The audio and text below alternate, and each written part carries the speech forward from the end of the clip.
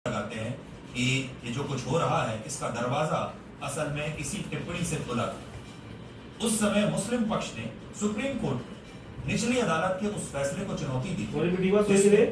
निचली उन्होंने कहा कि ये कानून 15 अगस्त 1947 की स्थिति के अनुसार धार्मिक स्थलों को उनकी यथास्थिति बरकरार रखने का तो अधिकार देता है, लेकिन ये उनका सर्वे करने से रोक नहीं लगाता। अगर मैं शब्दशः उनकी मौखिक टिप्पणी को आपके लिए पढ़ूं तो उन्होंने कहा था कि 1991 का प्लेसेस ऑफ वर्शिप एक्ट किसी भी संरचना के धार्मिक चरित्र की जांच करने पर रोक नहीं लगाता। और इस टिप्पणी के बाद ज्ञानवापी मस्जिद का सर्वे हुआ, सुप्रीम कोर्ट ने उसका दरवाजा खोला।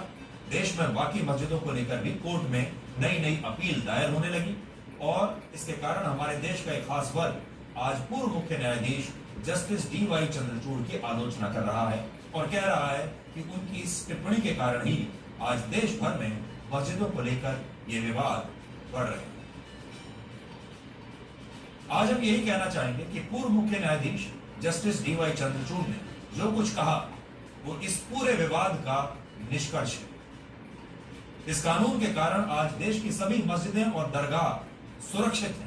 इनकी यथास्थिति को कोई नहीं बदल सकता और ये बात सुप्रीम कोर्ट भी कह चुका है। इसलिए सबसे बड़ी बात जो हमारे देश के तमाम हमारे मुस्लिम दर्शकों को भी समझनी होगी वो ये है, ये जो कानून है हमारे देश प्लेसेस ऑफ वर्शिप एक्ट,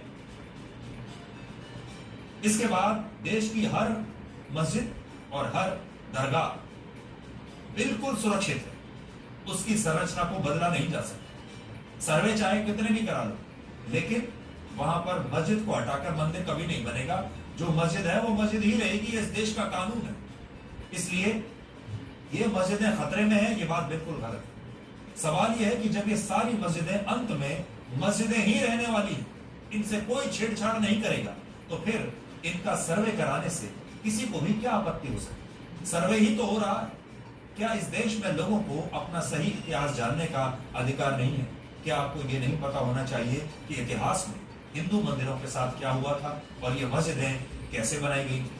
ये सर्वे सिर्फ जानकारी के लिए किए जा रहे हैं। दूसरी तरफ हिंदुओं को भी समझना होगा कि उन्हें इतिहास जानने का हक है, लेकिन वो इन मस्जिदों को हटाकर अब फिर से मंदिर नहीं बना सकते।